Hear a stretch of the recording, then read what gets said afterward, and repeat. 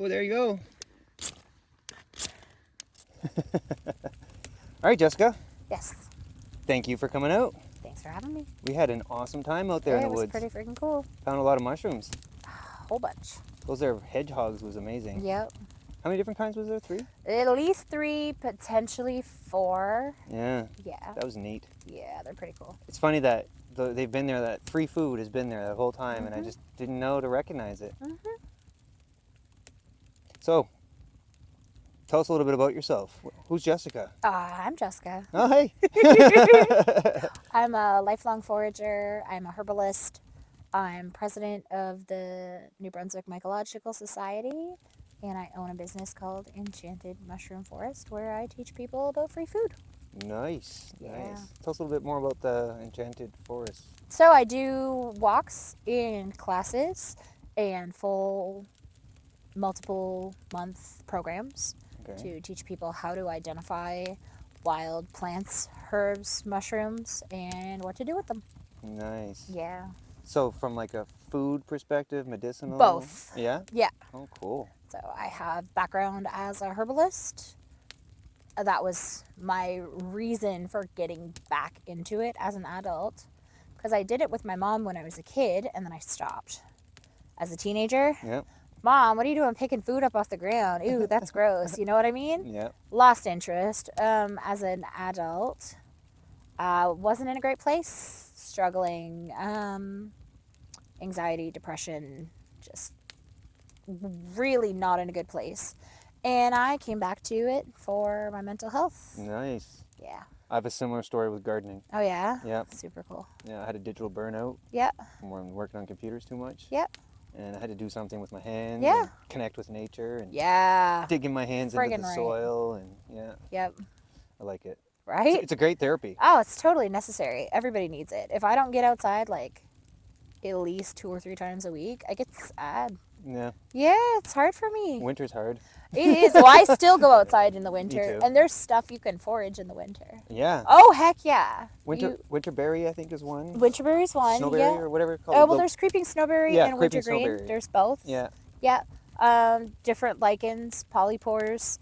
There's a couple of culinary mushrooms that will come up when it's not too cold. Yep. So when it's like hovering around 0, there's a couple fleshy, yummy mushrooms that you can pick. Nice. Always like the hard medicinal polypores. A lot of them grow right through the year. Dead winter eyes when I go out hunting for chaga. Yeah, chaga is a good one. I don't hunt chaga, so I never think to mention that. But conifer needles, pine needles, spruce needles, fir needles. Springtime only, or? No, you can get those in the winter too. Yeah, they're just as good. Yeah, well, it's not the tips. In the spring, everybody's after the tips, right? Yeah. Yeah, no. In the winter, you can just get the needles. And make like pine needle tea. Oh, super high in vitamin C. Yeah. Yeah. Scurvy. Right. No scurvy. Right. Yeah. Awesome. Yeah. Well, maybe we'll get you back out here in the wintertime. You got snowshoes? Yeah, I love snowshoeing. Yeah? Yeah. If we do some snowshoeing back here. Heckin' freaking, yeah. Well, you saw the trails. Yeah, they're beautiful. Yeah. Really you can beautiful. snowshoe all day long. Yeah. Sweet. Cool. Awesome. So today we're going to be, or this evening I should say, it's getting a little dark. And we're probably going to run out of light here soon. Yeah. But I'll get a spotlight and we'll check out some of the mushrooms that we did today. And these are the mushrooms you have here. Yeah, I brought these So from... before we lose some sunlight, Sure. why don't you talk to us about these? Yeah. So these are shaggy mane mushrooms. All right. They're these beautiful cylindrical mushrooms. They're ink caps, so they turn to ink. Black there at the bottom. Yeah, you can see the inkiness. Yeah. Yeah, these Does that affect the taste or flavor? Yeah, it makes them more earthy. Okay. Some people like that. Some people will only eat them when they're fresh and white. Okay. But some people prefer them like this. You can also put them in a Ziploc bag, let them go inky all together, and then use that in recipes like squid ink. You make squid ink pasta. Oh. Oh, heck yeah. Like a vegetarian version? Yeah. Yeah, Yeah. Neat. Yep. Hmm. Yeah, they're really tasty. They're one of my favorite mushrooms. So how would you prepare that? You just slice it up? I really like to batter them and fry them. Just a whole? Oh, yeah. Whole, They're okay. delicious. But you Okay. can just chop them up, cook them with butter. Okay. Some people make soup with them. Some people throw them into pasta. They're pretty versatile as a mushroom. Nice. Yeah. And what's the other one you got there? Well, these ones are a little bit more tricky. These are called fried chicken mushrooms. Fried chicken. Yeah. And they grow like all fused together in a big cluster. All of these that were in the bowl were in a big cluster. In one single cluster? Yeah, they grow from the ground. Oh, from the ground. Which is unusual because most clustered mushrooms grow from wood. Okay. They have white spores. They kind of a smell, like a fragrant floral kind of smell to them. Nice. Yeah, I've actually never eaten this mushroom. You've never eaten it before? No. But you know it's safe? Oh, yeah. Okay. 100%. Yeah, I've ID'd this mushroom a million times. I've just never eaten it. I've picked it a few times, and then I'm like, oh, I'm going to eat that. And then I get busy, and I end up having to give it back to the woods. Okay, yeah. Yeah. I don't find it often. It's not a super common find. Yeah. But it's one that I'm really excited to try, so. Cool. Yeah. I'm looking forward to trying it, too. Oh, yeah. Like a fried chicken mushroom. That's quite the name, eh? So, would you cook that with oil, butter? I would probably just fry it in butter my first time. That's how I like to make my mushrooms the first time I have them. Okay. Just really simple, fried in butter, maybe a little bit of salt to bring the flavors out. Yeah. But I like to just taste them on their own the very first time, just by themselves to kind of see what they taste like. So a lot of different mushrooms have totally different flavors and textures from the ones that you get at the store. You hear that noise? No, I was looking at Spark. Oh, yeah. What's that noise? Is it a frog? Oh, something. It's something. It's a bug or... So, do they taste like fried chicken? I'm assuming they do. That'd be interesting. Yeah, I've never tasted them, so I'm not sure, but they're supposed to be excellent. They're one of the better mushrooms. They call them choice edibles. Oh, really? Yeah, so if something is really, really good, Yeah. it's a choice edible mushroom. Did any of the ones that we... Everything we brought home is a choice edible. Oh, really? Yeah, so all the hedgehogs, the chocolate milky, the lobster, the shaggy manes, the fried chicken, they're all choice edible. Nice. Yeah, I tend to only pick choice edibles nowadays. Like, I'm a little fussy with my mushrooms. Yeah, you're getting a little picky there. Yeah, a little bit. Yeah, like, I'm only going to bring home, because I bring home massive quantities of mushrooms. So I only want to take home, what I find is really, really yummy. There's a few things that I really like that aren't considered choice edibles, but I love them. Oh, yeah? So, Like what? Yeah. I like pheasant back. Pheasant back? Pheasant. Oh, pheasant back. Pheasant back, I've yeah. heard of that one. Yeah, it's called a consolation prize. People don't like it, but I find it's excellent. I love it. Really? It makes a really good broth. Oh. Super tasty. So I put it with a little bit of chicken bones. You hear the coyotes? Coyotes, yeah. They got something. Yeah. Huh. Spine tingling. Yeah. Yeah. Sorry, I just. Oh, that's okay. I was listening squirreled. to. Yeah. What were we talking about? Fried chicken, mushroom. Pheasant back. Pheasant back, Broth. Broth, yeah. So good. Yeah.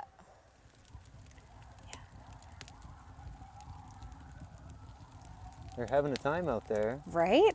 It's awesome.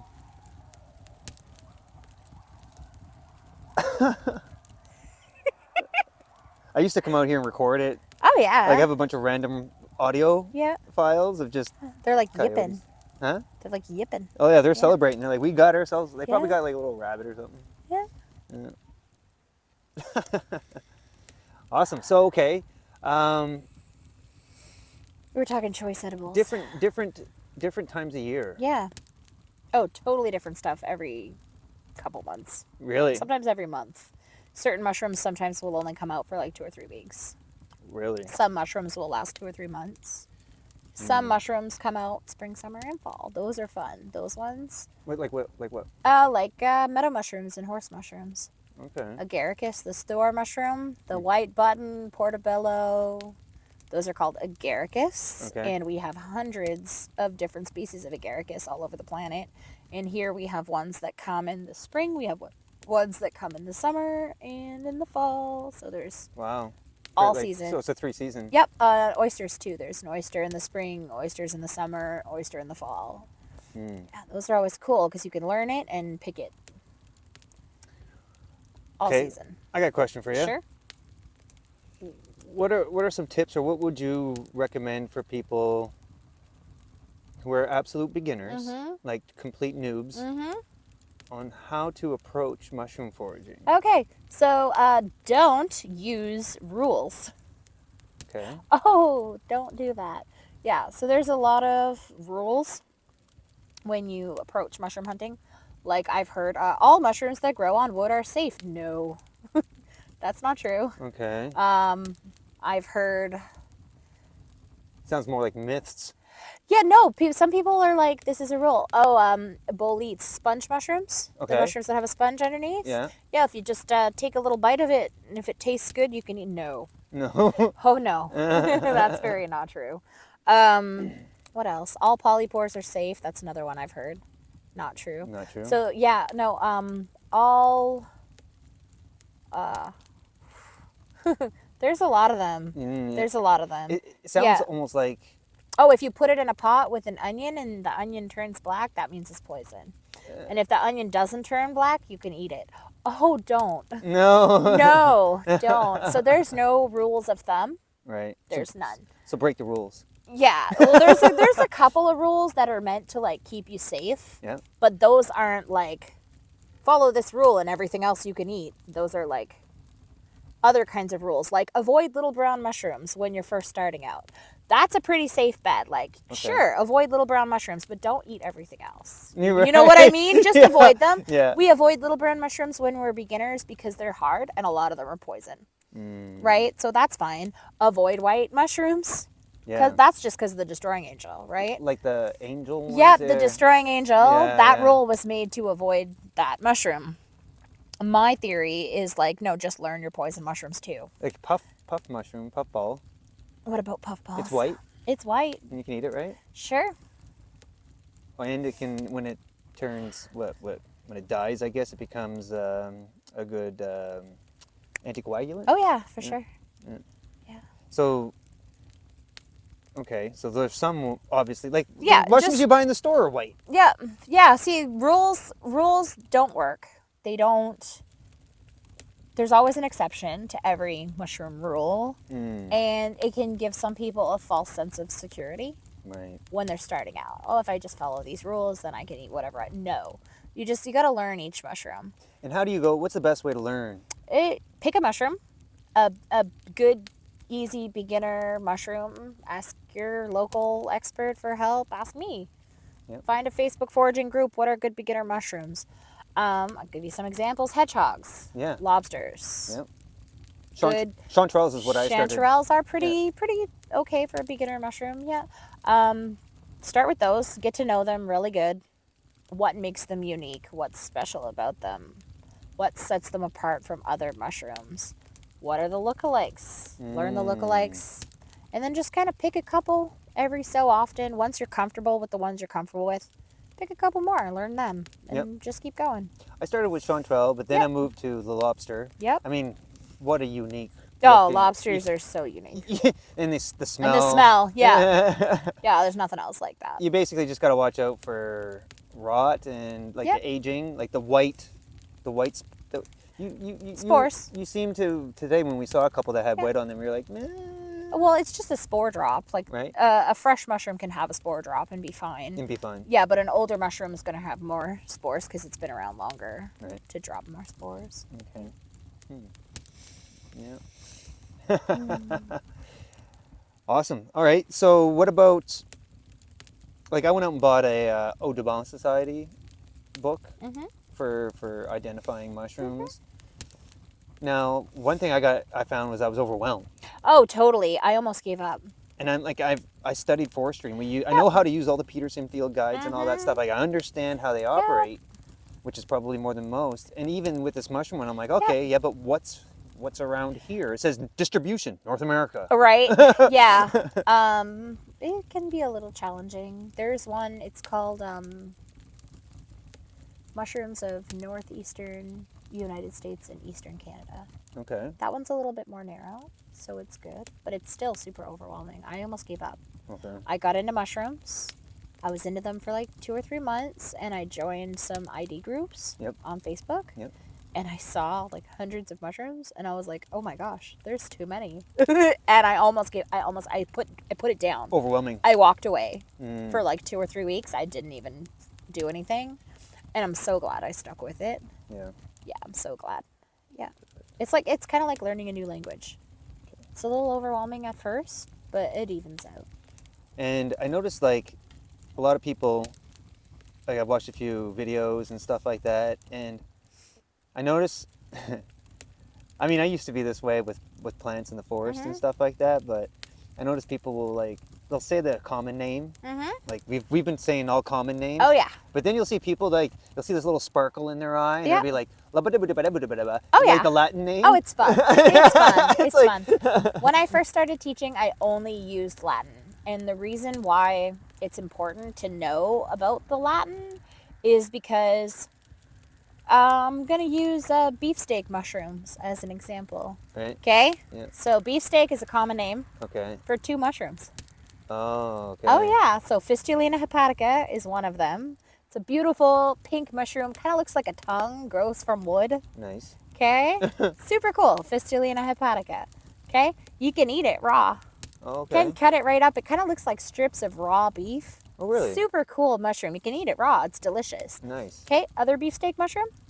Duromitra esculenta. It's brown. It looks like a brain. And if you eat it raw, it'll kill ya. Okay. Right? So you got 2 different beefsteak mushrooms. Alright. Which one's which? Then you've got sheep's head, sheep's foot, sheep polypore, chicken of the woods, fried chicken mushroom, hen of the woods, rooster of the woods. Which one's which? Right. One of them causes a lot of tummy problems. Right? So this is where the Latin comes in. You don't have to memorize it. You don't. You just know it. Extra specific. Just check it. Yeah, just check it. When I was in forestry, we had to learn the Latin, the English, and the French name. Yeah, cool. Yeah. Yeah. Well, I studied in Quebec, so it makes sense. Yeah, it's handy, especially where we're a bilingual province. Trying to learn more of the French names. Not so great with plant Latin. Yeah, super good with mushroom Latin, but I find it overwhelms a lot of beginners. So as I've been doing this for more years, like this is my 4th year teaching. Oh, wow. Yeah. I started to use more common names in person. Just because it makes it easier for people. It makes it more accessible for people. Especially for a teaching environment. And you're probably using a limited amount of species, too. Totally. Yeah, so. I stick to like 3 or 4 usually with groups. Which is smart. That's valuable, right? Because you start getting crazy. Then, oh, yeah. It gets overwhelming. And people are like, oh, but if I've got a group of people who are a little more experienced, kind of feel it out, see where everyone's at. All right, I'm going to pause this conversation just so I can add some more fuel to the fire. Yeah. Sorry. I think that's recording. Should be recording. Is it? Yep. Okay. It's recording now. I'll put that as like the intro. This is what you're up to. Do it. I'm okay with that, I guess. All right, so yes, we've covered your intro. So what do we talk about now? I don't know. What do we talk about now? I'm very fond of poison. Really? Yeah. Let's do that. I specialize in poison mushrooms. Because I really want to talk about like intense, like something that'd be like, whoa. Yeah, I specialize in poison mushrooms. All right, let's talk about, what can you tell me about poison mushrooms? What do you want to know? Everything. So the poisons... Well, wait, we actually ate some poison mushrooms. Well, we didn't eat it. We put it in our mouth and chewed it. We put it in our mouth and chewed it. We sure did. So what was that one? Unlike plant toxins, mushroom toxins cannot hurt you through your skin. If you take a deadly plant and put it in your mouth, you'll die. Right. Without swallowing. If you just put it in your mucous membranes, in your eyes, in your mouth, in your nose even, you'll die. A poison plant will kill you through your mucous membranes. A poison mushroom cannot do that. So you can lick a poison mushroom, you can take a bite of a poison mushroom, chew it up and spit it out. Won't hurt you. It's just the swallowing. Yeah, just don't swallow it. And I don't recommend that people do that. I have a lot of training. I've tasted a lot of unpoisonous mushrooms. Right. For years before I ever attempted a nibble spit test of a poison mushroom, which is the official sciencey term for that. Which I got baptized into today. Yeah, it's called a nibble spit test. And Nibble I gave you no warning that I was about No, to do you that. didn't. You kind of freaked me out. I know, you're like, this is the deadliest mushroom in the woods.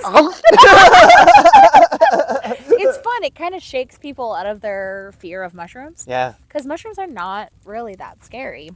No. If you're not eating, unless you're sure of what you have, you're fine. Okay. Yeah. So poison mushrooms. So poison mushrooms. What's what is there to know about poison mushrooms? Obviously, what to avoid. Yeah, there's about 15 potentially seriously dangerous mushrooms here in New Brunswick. Okay.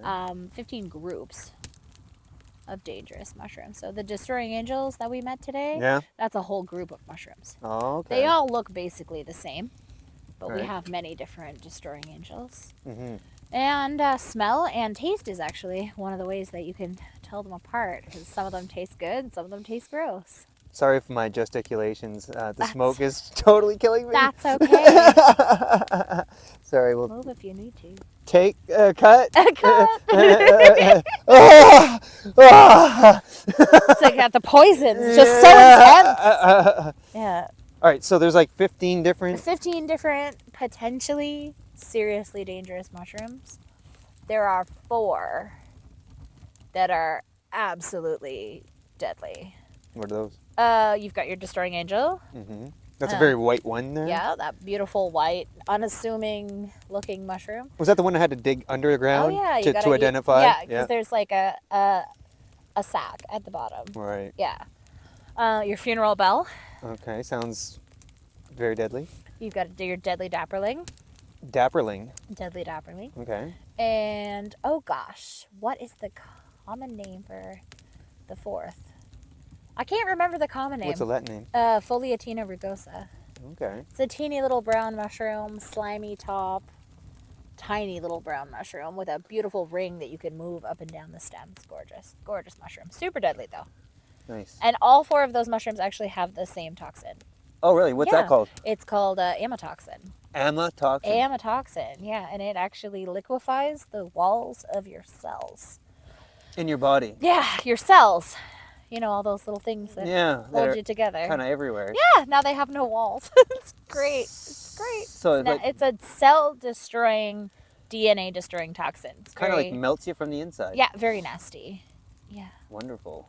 Yeah. I'm getting a little emotional. Yeah.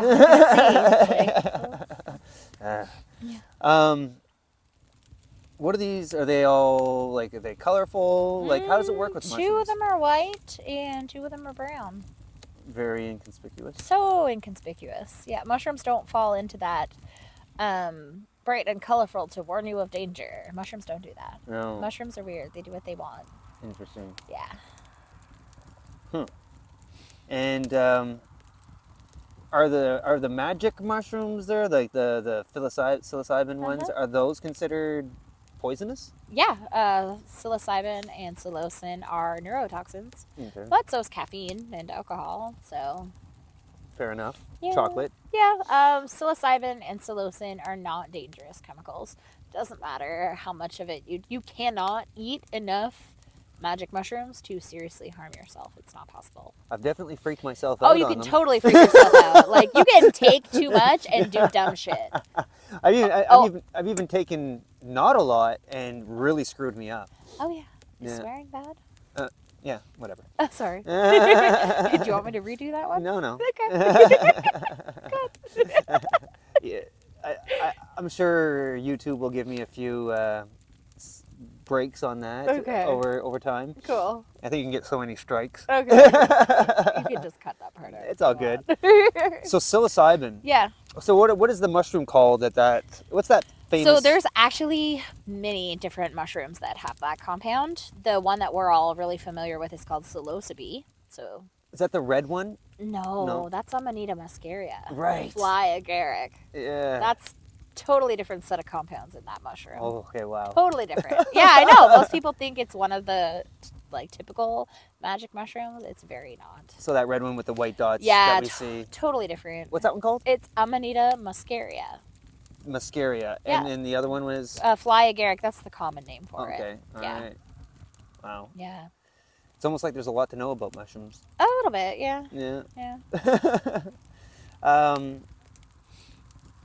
Was there anything else about the poisonous mushrooms that you wanted to share? I could talk about poisonous mushrooms all day. Yeah? Yeah, I really like poisonous things. So what do you do with poisonous mushrooms? Oh, well, I don't do anything with poisonous mushrooms Good answer. except for Amanita muscaria. I work a lot with that mushroom. The red and white mushroom. Yeah, yeah. It's not red and white here. Here it's orange or yellow. Okay. Yeah, we don't have the red ones. The red ones actually don't grow on North America, except for Alaska. They grow in Alaska. Everywhere else, they're orange. Wherever the reindeer are. Yeah. Well, they're in Europe. Like, they grow in Europe. Okay. It's a European species. But here in eastern and western North America, they're orange or yellow. Interesting. Yeah. So I work really heavily with that mushroom. It's really good for nerve pain. Really? Oh, yeah. And not a lot of things out there are good for nerve pain. No. Yeah, Amanita muscaria completely eliminates nerve pain. Like temporarily while you're on it? Yeah. Or as a cure? A little bit of both. Really? Yeah, so I can't say that it cures anything because I can't say that. Right. But in my experience, I have seen it reverse nerve damage in certain people. So I had a friend who had a 10-year-old gunshot wound in his leg, and he had constant pins and needles in that spot. Constant for 10 years. And I gave him a little bit of my cream that I make with the muscaria because we don't ingest it. Right. It's a cream. It's topical. Topical, right? Yeah. So he put it on his wound 2 or 3 times, and after that he told me the pins and needles were gone. That's good. It's not supposed to be a thing that can happen. Wow. Right? Crazy. If it works, then don't question it. Right, yeah. So they're actually doing a lot of clinical trials with Amanita muscaria. You are? Oh, no, I'm not. Okay. But I think there's Canada? happening. Yeah, Canada's doing them. Isn't Paul Stamets like a big...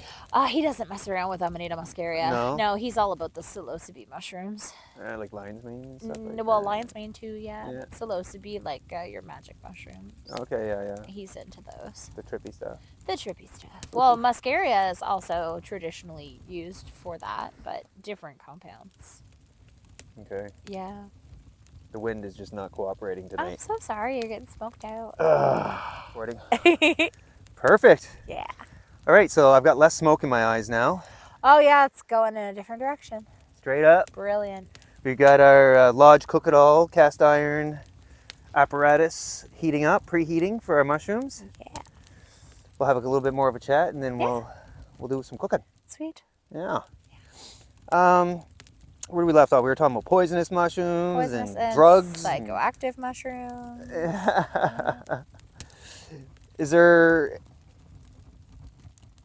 I mean, I know you're the mushroom lady here locally. That's how I came across you. Yeah, no, that's true. You. Yeah. This is actually our first time hanging out. It is, yeah. And I'm really glad that you came out. Like, this is Yeah. something that's been on my mind. Like, just that trip that we did out there for the past few hours out in the woods. Yeah. That's something I've been really, really, really wanting to do because it's been killing me. I go out there, see all of these mushrooms, and I'm like, yeah, which of you are free food? Yeah. Right? Yeah. Here's something I was wondering about. This is a project that I've talked to with a couple of other friends as well. Jocelyn, you know Jocelyn. Yeah. And what it is I can't seem to find anywheres a foraging calendar. Yeah.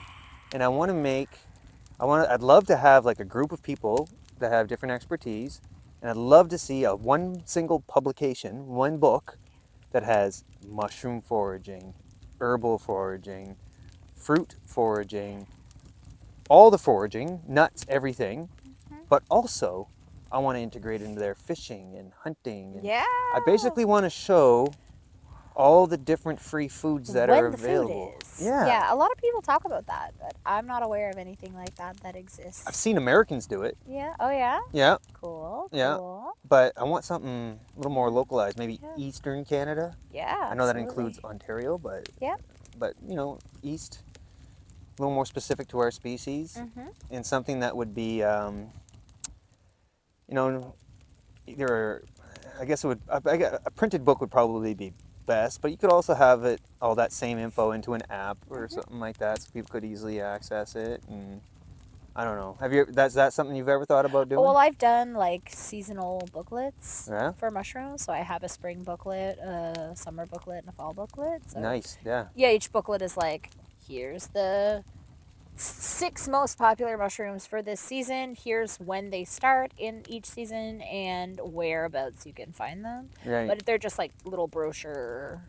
super short, Handy though. quick and dirty Handy. booklets. Yeah. Yeah. They're included usually in my programs that I do for each season. Nice. Yeah. It's a good little handout for them. Yeah, but it's super basic and just like... Maybe we can get a group of people together and I'd always... combine our knowledge. And Oh yeah, I'm down for that. I have friends with other expertises too, so... Nice. Yeah, they would probably... And not only be open to hearing about it. I'd say like, I could even see it divided into 3 sections, this book. Yeah. One about all the different foods and stuff that you can forage. Yeah. Then a section on recipes, maybe? Okay. On how to apply, Uh-huh. like how to cook and maybe even mix match some of these things. Yeah. Like pheasant pairs well with this kind of mushroom and this herb. Yeah. You know, well, I know we don't eat much pheasant around here, but you know what I mean? There's pheasant, isn't there? I don't think we can legally hunt I them. actually heard today from my friend who's like a hunting lady that they just opened pheasant. They just legalized it? Yeah. Oh, wow. Yeah, I guess the populations maybe are getting big. So we got wild turkey here now too. Oh yeah? Yeah. Cool. So we can hunt turkeys now. Neat. So yeah, like one section with like identification and foraging tips and hunting tips and stuff like that. High level, fairly high level. And then section 2 would be like cooking, how to prepare it all. Maybe a few recipes and some tips and tricks, and maybe how to clean and prepare and preserve. Preserving is good. That kind of thing. Yeah. And then maybe a 3rd section on more medicinal. Oh, you're speaking my language. Right. Oh yeah. So collect. Yep. Would be the 1st section, and the last 2 would be application. Love it. Food and medicinal. We'll have to talk more about that. I'm always down for stuff like that. Yeah, because I know Jocelyn is interested in too. I talked to her about it. For sure. Yeah. Awesome. What else can we talk about? All right, how about we go off the mushrooms for a bit? You okay with that? Oh yeah. Yeah. Have you been thinking at all about artificial intelligence? I'm going like way to the opposite end really here. though. This is not my area of I usually talk about it expertise. just about every episode, just to kind of bring it up, just because it's a thing right now. It is right? a thing, and I didn't really anticipate it becoming a thing so quickly. It's like really infusing itself into like different aspects of our society. And it's not rolling out the way people feared, No. right? No. It's like doing things that's like, oh, like for example, in my business, I do a lot of web work and digital marketing and stuff like that.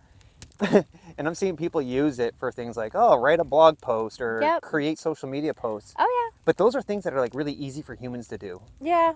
So I don't understand, like to me, that's underutilizing the tool. Well, I mean, if you're super busy but you want to create a lot of content, it could help you. If you are dyslexic and you struggle with like how to word things, it can help you. Me, I use a lot of like repetitive words. So I did try out AI for like writing content. Yeah.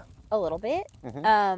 Just to see if it would be helpful for me to phrase things differently. And it does make things sound like pretty and fancy, but it took the heart out of it for me, so I didn't use it more than a few times. Right. So I like my posts to have like a personal kind of touch and feeling to them. I think that's But it was a cool tool, and I did explore it and have fun with it. One of my favorite things that I found for it is I can give it a whole bunch of ingredients and it'll spit out a recipe for me. Well, I would definitely test those recipes. That's kind of cool. Because this is where I'm getting with this. Yeah. I'm finding like if you're to use these tools properly, you need to be a subject matter expert. Yeah. For like producing content and stuff like that. Oh yeah, for sure. Just trusting it to come out with the right stuff. No, that's not safe at all. No. And there's like back on the topic of foraging, I guess there's like AI created foraging books. I heard about that on which are super unreliable. On Amazon. Yeah, I've heard that. You go to search the author of these books and they're like don't exist. Chat GPT. Yeah. It's like, I guess that's a little sketchy. Yeah, I wouldn't trust that. No, definitely not. You want human eyeballs on your your food. I'm involved a lot with politics and stuff too. Yeah. And I was trying to write some reports about the history of politics in this area. Oh yeah. You would think history is pretty straightforward. Like I'm not asking for anything creative. Right. Like just regurgitate known knowledge. No, it failed. Really? It got conservatives mixed up with liberals. Cool. it was like all over the place. I mean, fair. That's fair. Now, had I not known the knowledge, like before, I would have been like, "Oh, cool, amazing," this is great. Yeah, and put it out there and totally embarrass myself. Oh yeah. But I was like, "No, that person wasn't that party." And Yeah. it got some dates mixed up and results. Like to me, it's not there yet. Yeah. But the problem is like you mentioned earlier, it's moving so fast, breakneck speed. Oh, it's so it's like I blinked and all of a sudden like there's a bunch of AI everywhere and I'm like, what is this? Yeah. And people are like, yeah, get ChatGPT to do all these things. I'm like, what the heck is ChatGPT? Okay. And to think that only came out in like November of 2020, so almost a year ago. Yeah. Now, to the public. Yeah. To the public, right? I'm pretty sure that's been around for a while. Decade or more. Oh yeah. Yeah, for sure. Other entities using it. Yeah. Stuff. It's probably what's driving a lot of those fact checks on social media and stuff too. That's valid. Yeah, could be. Because they're so quick too. Eh? Yeah, and like, not very accurate sometimes. Yeah. I seen like one was a picture of a flower growing in like a sidewalk. Yeah. It was like, oh, covered graphic, and like, okay. So yeah, technology is getting pretty intense. AI, I can see it, like it's already can build whole websites. That's cool. Yeah. And the tool that I use for building websites, Divi, it's just recently integrated AI right into it. And sure, it can produce content like the word copyright, right? Yeah. Copy. But the thing that I'm really impressed with is the images. Yeah. So I design a certain website with like a certain theme of colors and all that, and like put that in the command prompt. And like, give me a swirling staircase with the library with these colors of blue, purple, boom. It's like, wow, matches perfect. Oh, that's kind of cool. And that would have taken me like probably like, because I'm not a graphic designer. Yeah. I would have had to like work with someone, pay a bunch of money, wait a bunch of time. Yeah. Well, there's value in that, but if you have the budget and the time to do that, that's fine, right? But otherwise. Any other technology, cool stuff that you encounter? I'm not a tech person. No? No. Even like to support your foraging and all that? No. No, I'm not a tech person. There's not really many tools that you could use for that. Well, there's tools, but they're not super accurate. Like those ID? No, they're like I've seen the Destroying Angel we met today. Yeah. Yeah, I've seen an app called that a honey mushroom. A honey mushroom. And if you know anything about mushrooms, a Destroying Angel is a singular white mushroom, and a honey mushroom is a clustered brown mushroom. Okay. So these are not even remotely similar. How the heck did it make that mistake? Even the best ones, at the best of times, are only around 80% accurate. Most of them are nowhere near that accurate. Less accurate with mushrooms than with plants. Okay. I suppose you'd have to have like your lighting right. To Use make sure it as a tool. Use it as a tool. Don't rely on it. Ever. You want expert eyes on your stuff. At least until you're comfortable. No. I'm crying. Oh, you're good with the hedgehogs. It's so emotional. Is it? No, the smoke is getting me again. It's not as bad as it was. It's going that way. Yeah, it just shifted right now. No, it should go back up. Go back up. There you go. I'm gonna do a little test on the pan. Test. Oh, you're just gonna put some water in it and see if it sizzle. Oh, it's sizzle. That's it. Fast sizzle. Was that a firefly? Oh, we do have them here, That would fireflies. be lovely. I Yeah. haven't seen a firefly in a long time. Want to do some cooking? Sure. All right, let's do some cooking. Let's cook. Ow. I'll just. Ow. Yep.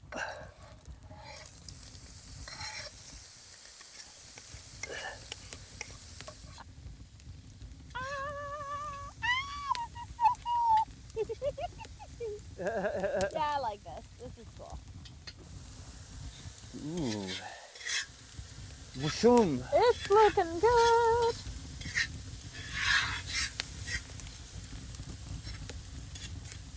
Let's get that garlic on there. Oh, we need some salt too. Awesome.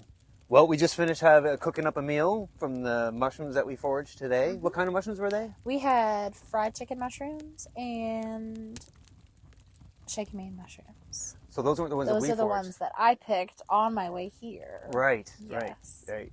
And we've got like 15 pounds of the other Hedgehog stuff. mushrooms. Yeah. Hedgehog mushrooms are, yeah, they take a little more time to get toasty. So.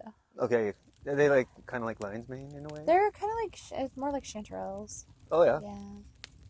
But that means you can use them for dessert. Sorry, I got sidetracked. Dessert. Make a chanterelle cheesecake. Do it. I don't like cheesecake. Make a hedgehog cheesecake. No cheesecake. Do it. Okay. Flan. sorry. I got sidetracked. Yeah. Squirrel. It's all good. All right, so we had but those, that was actually quite delicious. Oh, so man, so we, good. We used the Lodge Cook It All. Mm-hmm. And, cast iron. Then we threw in those 2 mushrooms that fried chicken. Actually tastes like fried chicken. It really does. It smells like it, too. I was surprised. I'm not sure, though, because we actually also cooked ham. The ham, I got the smell of the ham after you put everything on my plate. Yeah. The smell of the ham hit my nostrils, and it was not the fried chicken smell that we were smelling. Amazing. At all. 2 totally different smells. I'm still like giddy about the Oh, fact it was that pretty cool. it tastes like fried chicken, smell like fried chicken. Yeah. Awesome. Very neat. And I'm gonna have to learn. We didn't see any of those on my property, eh? No, those are a grass mushroom. They don't need trees. So you could take one of the fried chickens that you have and rip it up and throw it on your lawn. Or you could even put it in a blender with some water and blend it all together with the water and then pour it on your lawn, and the water will help it get down into the ground. You could potentially get more. It's not a guarantee. Right. But potentially. Nonetheless, it was very tasty. And I really appreciate you bringing it out. Absolutely. Yeah. I didn't even realize you were bringing mushrooms. I was like, we were just going to try our chances out in the woods. Well, you never know what you're going to find. Right. So it's always fun to kind of bring some stuff with you. Yeah. And I wanted to check my shaggy mane patch, so. The fried chickens were a surprise. Oh, were they? I wasn't expecting those. They're delicious. Yeah. I'm a fan. They're super cool. Yeah. That and some ham and the other mushrooms worked out very well. Great meal. Definitely going to have you come back out again. For sure. Yeah, it was great. Yeah. I don't know is there like any time of like season that's coming up that's optimal for a certain kind of mushroom? Well, each mushroom kind of has its spotlight. We're getting to the end of mushroom season. We maybe have 2 to 4 more weeks of good mushroom season. Okay. And in the winter, there's not quite as much. And in like the later fall and the winter, you have to be in the right spot. Okay. Yeah. Well, I guess we'll have to do it soon. Yeah. Well, if you want to get more mushrooms, you got like 2 to 4 more weeks. If not, we'll just make something real awesome planned, maybe for the winter or even the spring. I'm down for winter foraging. That's always fun for me. Yeah. Cool. It's like a challenge. Awesome. You got anything else you want to say? No, not at all. All right. Well, thanks for coming out. Absolutely. Thank you for having me. Pleasure. Yeah. Talk to you next time. Next time.